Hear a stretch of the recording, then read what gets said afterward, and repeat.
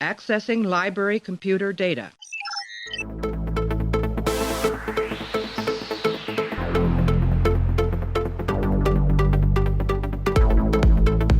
And to make sure that history never forgets the name Enterprise. Hey everybody, welcome to the Pensky Podcast. You haven't tuned in before, this is a podcast where we are running through all 178 episodes of Star Trek The Next Generation, giving our thoughts and feelings about each and every one. And right now we're up to episode 21 of season 7. It's called Firstborn. Directed by Jonathan West. Teleplay goes to Renee Echevarria. Story credit goes to Mark Kalbfeld. Aired back on April 25th, 1994. In this episode, Worf is visited by a mysterious Klingon saying Worf's brother Kurn sent him to help Alexander grow into a Klingon warrior. Modi Operandus is here to talk about this one. We are going to say a fond farewell to Alexander, at least in terms of TNG. This is the last Alexander episode, so everyone get your Kleenex and tissues ready. It's going to be a little dusty in here, I think, when we're done with this one. Anyway, me and Modi are going to break down Firstborn right after this. Worf, I am sorry about what happened. I should not have gotten so angry. It's just that I am worried about Alexander. As am I. Kurn told me that his mother actively discouraged him exploring his Klingon heritage. When he first came to live with me, he knew nothing of our ways. He often reminds me of the things his mother said to him. Try not to disregard her wishes. I want the boy to honor his mother. Someday, I'm sure, he will appreciate you and be grateful for all that you have done for him. But still, compared to other boys his age, his fighting skills are years behind. Yes, I know. All right, Modi, continuing our march where we check off the list of characters who need to make a final appearance on the show for one reason or another. We just got done talking about Barclay, Wesley Crusher. So now let's get to the elephant in the room, which is Alexander Rozhenko. You've had a series of children episodes now, it looks like, too. Like, this is, before it was all the brothers and relatives and parents, and now it's all of the children. Yes. Yeah, and honestly... You got Wesley, you had Picard's estranged child. Yeah, he'll be coming up. I think that I'm sort of annoyed by this. In the final season of the show, I don't really feel that a lot of these characters need to be wrapped up or have episodes given to them. Maybe in like a real world sense where you feel the actors deserve to have their final hurrah more than anything. But Alexander? No, I don't think so. I don't need to hear anything else from him. I don't remember the last time we saw Alexander, which would maybe be interesting to look up as I'm doing this. But I mean, let's get into, we're going to talk about Firstborn here. He was actually in Fistful of Datas, which was a long time ago. So yeah, season 6. He's apparently been on the ship. We just have not seen him. And, now it's just like, no, there's the baby in the background. So now it's apparently Alexander needs to be resolved. And why do you think Alexander's such an annoying character? I'll give you my reason why I think he is anyway. I think that children actors are all annoying. Actually, yeah, that's probably true. It's tough. It's tough to get good casting for children, and I think that's the biggest problem. And once you get stuck with one, if they don't improve, if you don't have significant investment in improving their acting, or if they just don't have that innate ability, I would say like the Game of Thrones does very well with the kids they cast originally. Right. They grew up, they put the money into developing them as actors. They'll make their own way going forward here too. Harry Potter franchise as well. Like they do kid actors well there because they have the money to put into it. And that's a big gamble too. Picking those kids, whether or not it works out. Yeah. And you think here it doesn't work out that way? I don't know. It doesn't. He doesn't like. It does nothing he says ever seems like interesting, natural, right, interesting. Like it doesn't seem like a person would be saying these things. He's either too much of a weird brat or he's too much of just saccharine. I don't know. It's just weird. I think there's a couple things. I don't think he's a good actor. I think that it kind of characters getting saddled with a kid in a show is always generally kind of a bad idea because if they aren't around, you wonder why they're not around. And if they are around, the story is sort of necessitates being about the kid. So a lot of it's kind of a Worf killing thing, because Worf is now stuck with this storyline that is always the same. Every single Alexander storyline is exactly the same thing, where Worf is basically a bad father, and he's basically it, yeah. He's trying to force Alexander to do something that the kid doesn't really want to do, and the kid is too young to be able to effectively tell him to fuck off, basically. So it's this weird sort of abusive relationship that they have, and this all culminates in Firstborn, which is kind of the only way I could think that the Alexander storyline could wrap up on TNG, although it throws a twist in at you that A, I think is unnecessary, and B, might be the lowest stakes time travel story of all time. Yeah, well, we'll get into that. We'll get into that. So let's talk. This opens basically, Worf can't raise Alexander right, so Picard says, hey, why don't you go to this festival of Klingons, and Alexander will love that. So they go to this festival of Klingons, and Worf gets attacked, and he defends Alexander, and some guy who is like a bodyguard for the Moog family appears. His name is Kimtar, I think, something like that. He appears and says that he is a bodyguard of the family. He's going to protect Alexander, and he wants to help Worf raise Alexander to be a warrior, because he's very concerned about how things are going with Alexander. So they do that. Do you have any what do you want to say about the show up until this point? Oh boy. Okay, well, let's start with the rites of ascension. First rite of ascension we're talking about here for the Klingons here. Yep. How old is Alexander supposed to be here? I think because he seems like he's 8, and he's like, well, he has to do this before he's 13. I'm like, a lot can change for a kid in 5 years. He might start to get like, you can't like compare an 8-year-old and a 12-year-old as far as in terms of aggression, right, or anything like that, or interests. Like, so is Worf just like pushing this too early on him? Is the problem? I think so. I think Alexander should be older, right? Like, there's no, but they can't do that, right? So. They can't artificially age him is the problem. So he's stuck in this kind of recast him. Problem solved for all around. Right. I mean, there's so much makeup. 10 years later. Okay, perfect. Do you forget about this person? You probably did. So hopefully here's a new one to get you through it. I mean, I think that he's too young. He clearly has like no interest in this, and it's like, I guess that's the point of the episode, is to show Worf that he doesn't really need to do these kind of things. But it feels weird to me that they're going to force him to do this. And the James Sloyan, I think this is the guy who plays Kimtar, is the defector in the Romulan in that episode. Good actor anyway, but he kind of joins Worf, and I don't really understand the point of the character, because he supports Alexander, right? But he's also concerned with him, which I understand in terms of the narrative, but it comes across as he kind of plays both worlds. Like, he connects with Alexander on a emotional level, but he also is similar to Worf in that he's like, well, he's got to fight.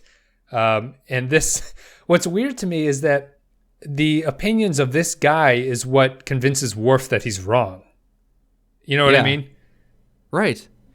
Should we get into like the gigantic plot holes here with this, given who Kimtar is? Yeah, so we'll just reveal that Kimtar is Alexander from the future, who has come back in time because he was disappointed that he became an ambassador because he didn't want to be a warrior. And while he was signing a peace treaty, his father Worf was killed. So he failed to protect him. So he realizes he has to go back in time and correct the situation by telling young Alexander that he needs to be a warrior. And then for some reason he decides he's going to kill himself in the past, which doesn't make any goddamn sense. So why don't you try to clear this up for me? Well, I'm struggling with the entire premise of this because, okay, from the beginning, it seems like Worf is familiar with who Kimtar is, but he's like, oh, I recognize him. But it's just because, oh, you recognize me because I'm your son. But it doesn't seem like there's history there? Like, he's like, oh, yeah, I remember Kimtar, our family guardian or whatever. I think he shows him his ring. Worf operates, is that what does it? Yeah, I think Worf operates on a lot of, like, shitty information here. Like, the guy has a ring, I think, or he has some piece of jewelry that has a symbol on it that I assume is supposed to be... So that clues him that's, he's legit. Right. He only has that because he is actually Worf's kin. Right, yeah. Okay. That explains, I guess, Worf's an idiot.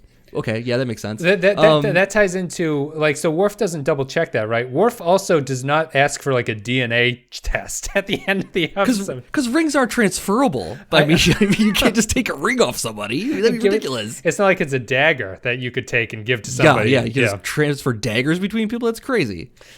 It's very, very silly. I mean, So, okay, if you look at this, so Kimtar, Alexander, he comes back in time to convince himself to become a warrior. Okay, paradoxes aside with that, he's using the same tactics that Worf used.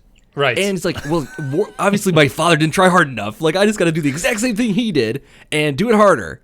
And I'll be the hard-ass guy. He can be the good cop. I can be the bad cop. And it's going to work now this time. I know what I need. Like, how does Alexander arrive at the conclusion that the problem is Worf didn't push him hard enough? That's a good point. He does go back and doesn't know how to play his old self. The only thing that you should know exactly what you need to be told to do a thing. And I mean, they kind of hint at it through the fact that when he's talking to Alexander in his bed, and he's like, you must have felt ashamed that you couldn't help your father when he got attacked on that planet.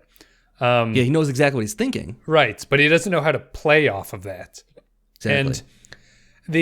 And this episode is pretty confusing. It's time travel, so that's kind of the point of it. But I think it's also just poorly bad written. Time travel. I think it's bad time travel. It's probably one of the worst time travel stories I think they've done. Absolutely. It opens a whole can of worms of apparently in the future you can just come back in time no matter what, with no regard for altering the past. Yeah.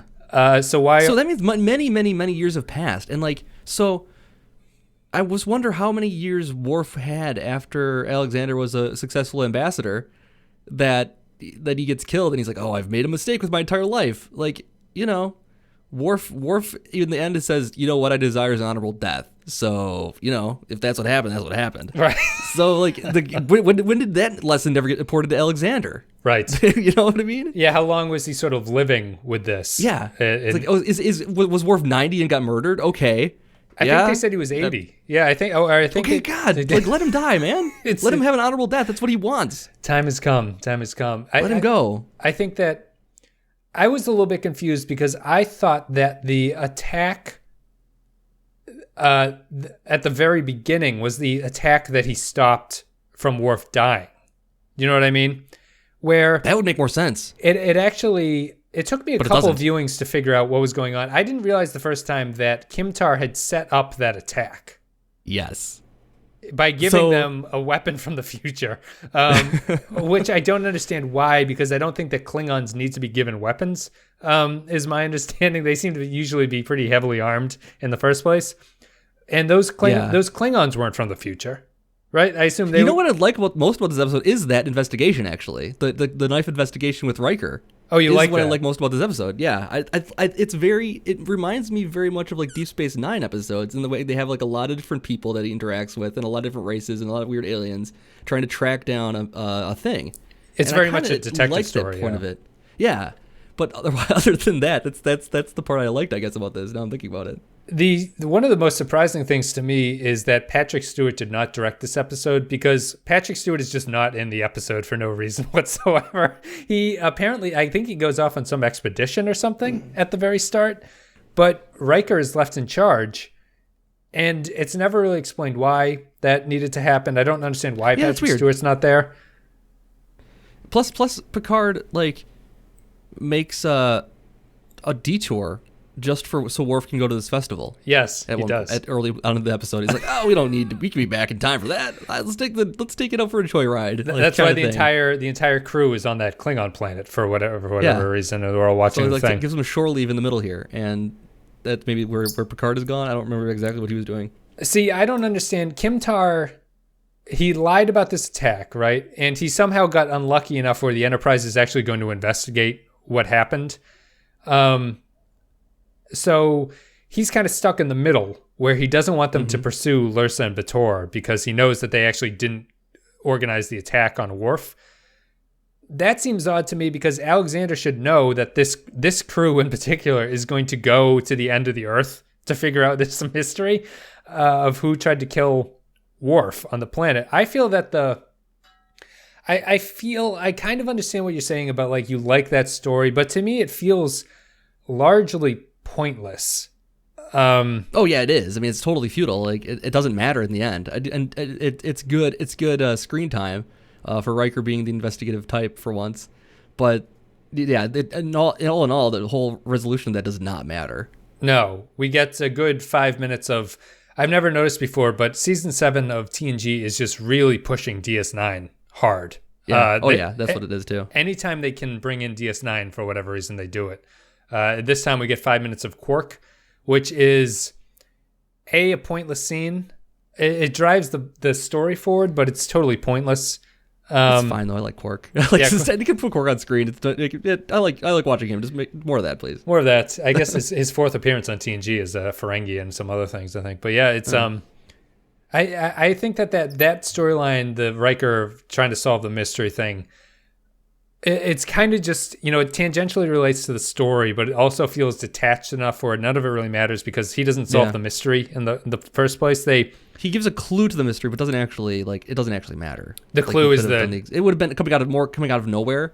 It gives the audience an unexplained thing of I'm pregnant. There shouldn't be a dagger with my family's symbol on it, symbolizing this child I don't have yet. Right. So like, oh, okay, I get that's weird. So that's maybe to ease us into the fact that you're gonna have a huge Deus Ex Machina twist coming up later in the episode. Right. Why did he use that dagger? It's so like just. Do you think he did a lot of research about what time period he would come back to, or was this just a random? He had to have known. Yeah, he had to have known where they were going to be. That's right. To intervene. Like he had to know all this stuff. So, but this attack, he knew that this festival happened. The attack was staged by him, correct? Like the two people that. So he gave them the dagger. They attacked, and just so Worf could fight him off to inspire his son. Yep. I don't know, so he knew everything was going to happen ahead of time. Yep.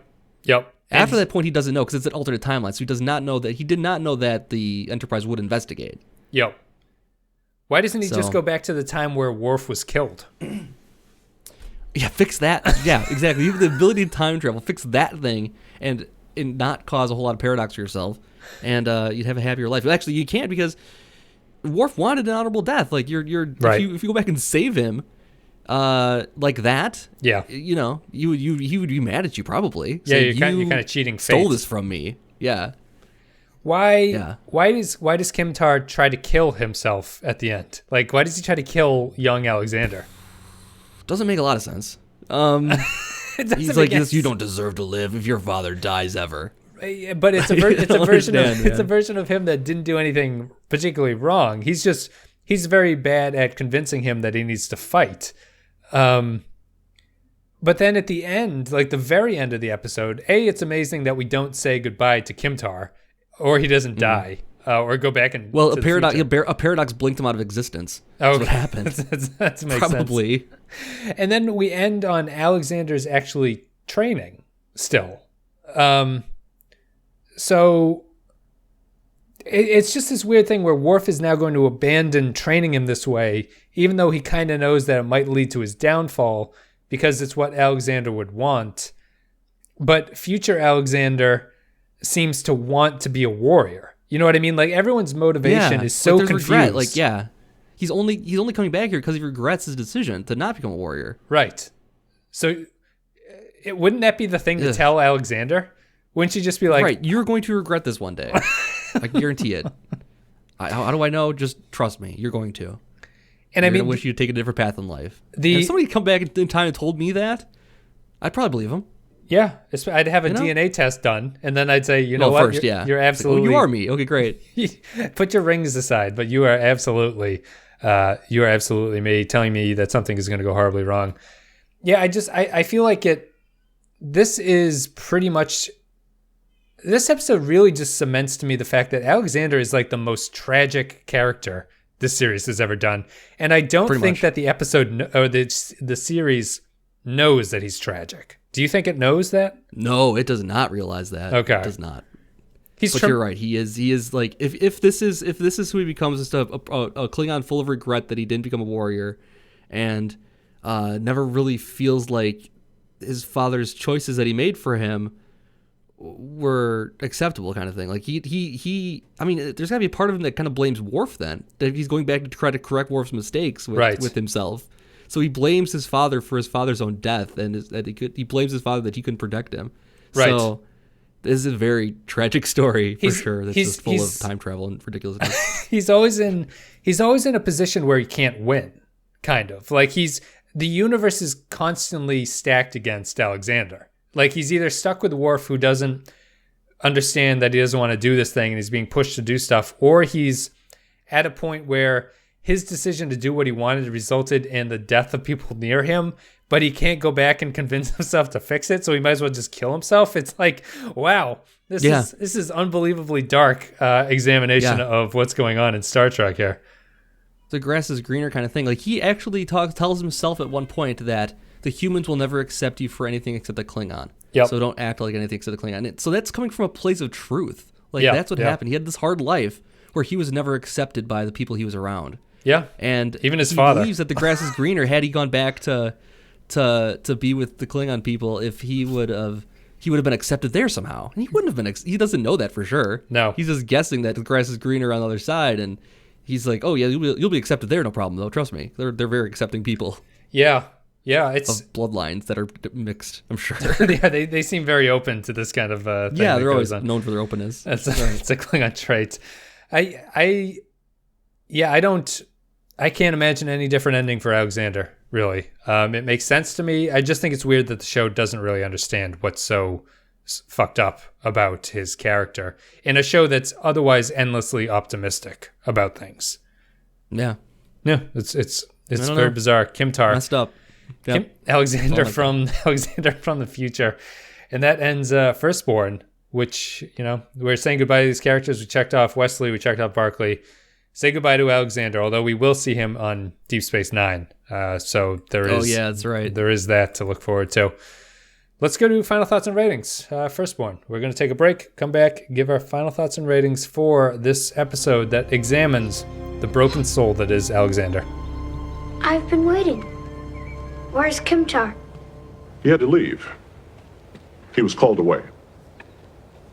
He never said goodbye. He asked me to say goodbye for him. He also wanted me to tell you, no matter what happens, no matter what you decide to do with your life, he will always care for you a great deal. When will I see him again? It may be a long time. Well, we should start practice. Alexander. There will be plenty of time for training. All right. Here we go. Firstborn. Yep. I think we had an interesting Firstborn. Discussion about this. This episode, I think the discussion was more interesting than the episode is. I think it's a pretty boring hour of the show. It's a pretty bad episode. Yeah. Why don't you go first? I will say that I'm going to give this one a 2. Yeah. Because I just don't think that Alexander has a uphill battle with me, no matter what. Right. And he really needs to come out swinging. Here you really got to bring your A game out. You do not usually. Yeah. And again, as you say, it's a rehashing of similar plots they've done with Worf and Alexander. Seems to be the same exact thing where a single father doesn't know how to raise his son. Right. And a tradition versus modernity is the difference there. It's always the same thing. Struggling with two cultures of a mixed race child. Understandable stuff that could be powerful and never ends up quite being there. No, he never seems to stick with it, because at the end of every one of these episodes, he always is like, "Whoa, I should just let Alexander be Alexander," and he always seems to forget that by the time that never the next learns his episode. lesson though. Yeah, right. It's like, well, except for when he has to take the rites of ascension. That's the one time I'm gonna be a hard ass about it. And then none of the rest of the plot then makes sense in light of itself, because it is full of paradoxes. If you really start thinking about what Kimtar being Alexander means. This episode shouldn't exist, kind of thing. Like none of this should be happening, right? And none of it, nothing here can actually, in reality, take place because of this paradox they've created here. So it's bad. They didn't really think this one through. I feel like they might have. I don't know exactly what they I think they maybe started with the premise here. I try to figure out what the premise was that what triggered the writer here. I know what the premise was. This was like one of those things, like if I could go back and tell myself to do something differently, or if I could go back and talk to my former self, what would I tell him to do differently, and kind of thing is where this originated from, I'm guessing. The actual, you want to know the originating premise? Yeah, sure, absolutely. The original idea that was pitched was Alexander goes back in time and kills himself. So from that point of view, they do that character, but they couldn't write an episode around that idea. You know what I mean? It's like they stuck. Too dark. It's like they stuck with that, but him trying to kill himself makes no sense in the context of what he's trying to do. Unless he becomes some super, like, he believes himself to be a coward or something like that, and thinks that all cowards should be punished, and wants to go back and kill himself for being a coward. Right. Doesn't make a lot of sense still.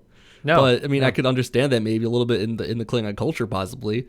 But that would not be that he didn't become a warrior, but then later in life had this like neoconservative revolution where he wanted to become a warrior all of a sudden. Yeah, he's basically sort of become a fundamentalist, although he hasn't really. Like he never really sells the fact that he believes this stuff at any point. I would more buy it if he had become sort of like a born again Klingon who, was like super hardline about everything. Or he fell in with like some weird like sect of the Klingons that are like, yeah, exactly, super hardliners that convinced him that he shouldn't exist. Right. And also he has time travel. None of this makes sense. We're trying to save this episode. We should just give it a 2 and move on. You give it a 2. I think I give it a 2 as well. I'm just blown away by how low stakes the time travel is. Oh my God, it's so bad. It's almost the entire unnecessary. Low stakes. It's like, the entire episode's low stakes. Because they don't ever establish like the first, I guess they're trying to, the first rite of ascension, if he doesn't do this, he doesn't become a warrior. Right. And we're kind of like, in our culture, we're like, so what? You know what I mean? And we have the same look at it as Alexander, like, I don't want to be a warrior. And it's like, that makes sense. Why would you want to be a warrior in the Klingon culture? It doesn't seem like a fun job. So, yeah, I mean, they don't establish the stakes of why this is a bad thing. They establish the stakes for Worf, but they don't establish the stakes of why Alexander might be making a mistake with his life. Right. And then the show presupposes that he did, and tries to force that on us is the viewpoint. Yeah, it's not good. Yeah. I agree. I agree with you. That's also a 2. I would almost argue that the show might be more effective without the time travel aspect of it. If you want to do, the umpteenth episode where Worf convinces Alexander to do something, Alexander convinces Worf that he doesn't want to do it. Fine, yada yada yada. But this idea of like a more hardline Klingon coming in and Worf realizing that he doesn't want Alexander to be like this guy and that kind of stuff. It's like that all makes sense, and it really it falls apart with the time travel. It falls apart with the fact that I'm not interested. If they made Kimtar actually be who he's supposing to be, and make him the hardliner, like you said, and make it a conflict between Worf coming to terms with, his son's future, accepting who he is, kind of thing. Yep. And this guy, hardline guy, and him getting into argument about it, and that being the conflict, that would be, they could do a whole thing with they could do the same exact thing. They have Kimtar try to kill Alexander because Worf isn't raising him properly, kind of thing. Right, and that makes more sense. Have a battle between those two at the end, and that would be an awesome episode, I think.